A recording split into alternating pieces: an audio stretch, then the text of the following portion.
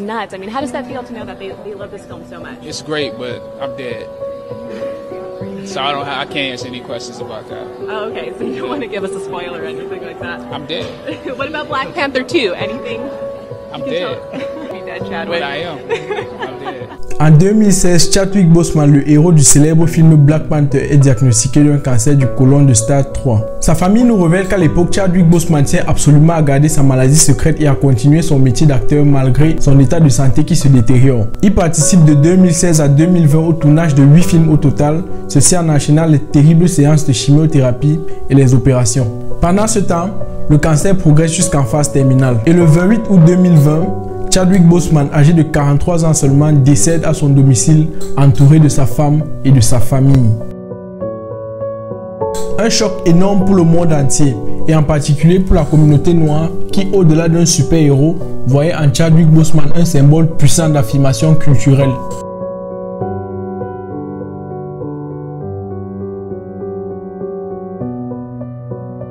La perte du roi T'Challa a depuis lors remis le cancer du côlon sur le devant de la scène, une maladie qui était jusqu'ici considérée comme rare chez les moins de 50 ans.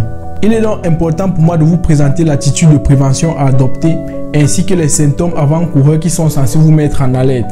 Alors pour ceux qui viennent d'arriver, on est sur Médecine Simpliste. Ici on démystifie toute question de santé, donc abonnez-vous et devenez acteur de votre santé.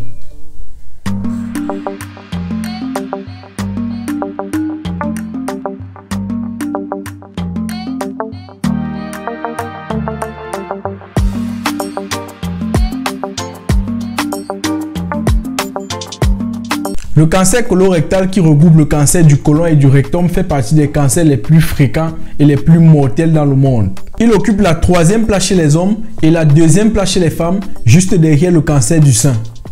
Bien que 90% des cas soient diagnostiqués après l'âge de 50 ans, les spécialistes remarquent depuis ces dernières années une augmentation de la prévalence du cancer colorectal chez les plus jeunes.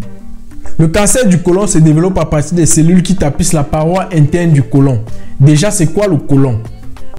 Le côlon, aussi appelé gros intestin, fait partie du tube digestif. Il est situé dans l'abdomen entre le petit intestin et le rectum et mesure environ 1,5 m de long. Et bien parfois les cellules qui tapissent la paroi interne du côlon décident de faire le con et commencent à se multiplier de façon anarchique. Ceux-ci forment une petite boule de cellules qu'on appelle un polype. Les polypes sont plutôt inoffensifs et sont présents chez 30 à 50% des adultes dans les pays industrialisés. Chez certaines personnes, ces polypes continuent leur croissance et au bout de 10 ans environ, donnent naissance à une grosse tumeur cancéreuse. Alors pour plus de détails sur comment un cancer se forme, se développe et se propage, je vous invite à aller checker ma dernière vidéo où je pose les bases sur le sujet. Le facteur de risque prépondérant, c'est l'âge. En effet, 9 personnes atteintes sur 10 ont plus de 50 ans. Bien que les cas comme celui de Chadwick Boseman nous démontrent que même les plus jeunes sont susceptibles d'avoir la maladie. Le prochain facteur de risque, c'est la prédisposition génétique. Selon plusieurs sources, 25% des personnes atteintes auraient un antécédent familial de cancer du côlon. Ensuite, sur le second plan, on a les facteurs de risque liés au style de vie. Le tabac, l'alcool, le surpoids et une consommation excessive de viande rouge. Malgré le fait qu'aucune étude randomisée n'établit vraiment le rapport de cause à effet, des experts s'accordent à dire qu'il y a une corrélation entre la consommation de viande rouge et le cancer du côlon.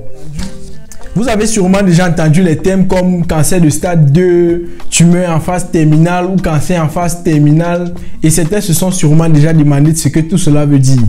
En fait, c'est très simple. En ce qui concerne le cancer du côlon, on distingue 5 stades de 0 à 4. Du stade 0 au stade 2, la tumeur se limite au côlon et n'envahit pas les organes voisins. À ce stade, une chirurgie suffit à enlever la tumeur et dans certains cas, une chimiothérapie peut y être ajoutée.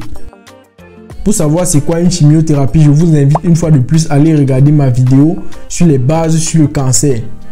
Au stade 3, stade auquel Chadwick Boseman a été diagnostiqué d'ailleurs, les choses commencent à se compliquer. Ici, quelques cellules de la tumeur se sont détachées pour aller envahir ce qu'on appelle les ganglions lymphatiques. Pour faire simple, les ganglions lymphatiques sont le lieu où se cachent nos globules blancs et nous aident à combattre les infections. À ce stade, les symptômes liés à la maladie deviennent de plus en plus éprouvants et la chirurgie et la chimiothérapie s'imposent. Et finalement, on a la phase terminale qui est le stade 4. Ici, les cellules se sont détachées de la tumeur principale et ont migré vers d'autres organes comme le foie, le poumon ou le cerveau. Et c'est à ce stade que le pronostic est le plus péjoratif. Le cancer du côlon se développe souvent lentement sans symptômes apparents. S'ils se font ressentir, les symptômes peuvent prendre la forme suivante. La présence de sang dans les selles, un saignement après l'évacuation des selles, une diarrhée ou une constipation, une perte de poids inexpliquée ou une sensation constante de fatigue. Maintenant, je veux qu'on parle de la prévention. Certains ne seront sûrement pas d'accord avec ce que je vais dire, mais selon moi, les mesures préventives liées au style de vie sont un peu surcotées. Attention, je ne suis pas en train de dire qu'il ne faut pas éviter le tabac, l'alcool ou la mauvaise bouffe. Non, ça reste les facteurs de risque majeurs des maladies cardiovasculaires. Mais vu la place importante que la prédisposition génétique occupe dans la liste des facteurs de risque, je pense qu'on devrait un peu plus mettre l'accent sur les mesures de prévention secondaires comme le dépistage. Le dépistage ici passe à travers un test de selles ou un examen qu'on appelle la coloscopie. En fait, c'est un examen qui permet grâce à une petite caméra d'observer la paroi interne de l'intestin à la recherche d'éventuelles anomalies et les enlever quand elles sont encore petites. Maintenant, je veux m'adresser à ceux qui vivent en Occident. Dans la plupart des pays occidentaux, que ce soit les États-Unis, la France ou l'Allemagne, le système de santé a mis en place un système de dépistage automatique pour les personnes de plus de 50 ans. Mais il y a la possibilité d'avoir accès au dépistage plus tôt si vous avez les antécédents familiaux de cancer du côlon. Si c'est le cas, parlez-en à votre médecin et il va vous dire quelle est la démarche à suivre. Malheureusement, un tel système de dépistage automatique n'existe pas dans la plupart de nos pays africains. Sans dépistage systématique, il faut redoubler de vigilance.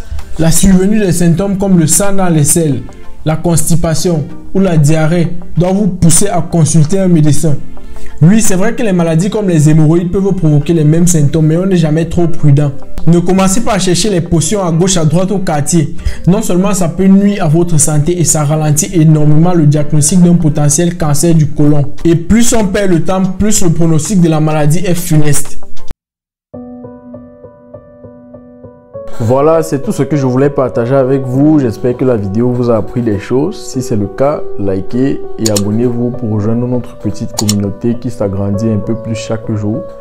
Et si vous n'êtes pas d'accord avec moi quelque part, rendez-vous dans les commentaires. Ça fait toujours plaisir d'échanger avec vous. Prenez soin de vous et à très bientôt.